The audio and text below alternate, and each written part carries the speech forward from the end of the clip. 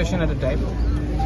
ये आज हमने गवर्नर को चिट्ठी दिया है। एडीसी में हमें फंड्स नहीं दिया जा रहा है। एडीसी में लोग सफ़र कर रहे हैं, उनको बहुत कष्ट हो रहा है। पानी का प्रॉब्लम है, मेडिसिन का प्रॉब्लम है, एजुकेशन का प्रॉब्लम है, नौकरी को हम नहीं दे पा रहे हैं। गवर्नर एडीसी का कस्टोडियन है और the governor seems to be busy और he is unwell.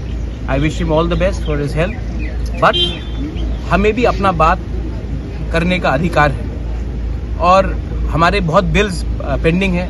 Customary law bill pending है, लैंड रिफॉर्म बिल पेंडिंग है और इलेक्शन के पहले सबने कहा था कि एडीसी को मैक्सिमम ऑटोनॉमी देंगे, फुल राइट्स देंगे।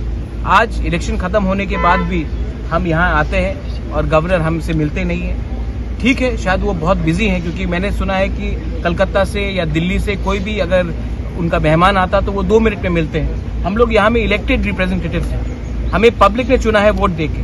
जब हम जाते मिलने के लिए तो हमसे कोई मिलता नहीं है। तो ये स्टेप मदली ट्रीटमेंट है, लेकिन जो भी है हमने चिट्ठी में दिया है। ये चिट्ठी का कॉपी आप मीडिया को दिया जाएगा और आप भी प्लीज, आप लोग बहुत क्रिटिसाइज करते हैं हम बुकुंग बारा लोगों को, लेकिन ये जो चिट्ठी है ये ब्लैक एंड व्हाइट है। आप पढ़िए कितना रुपया मिला है, कितना रुपया मिलने का बात था, क्या क्या बिल्स पेंडिंग है, ये सब आप देखिए, तब आपको मालूम पड़ेगा कि यहाँ के जनजाति के संग क्या अन्याय हो रहा है।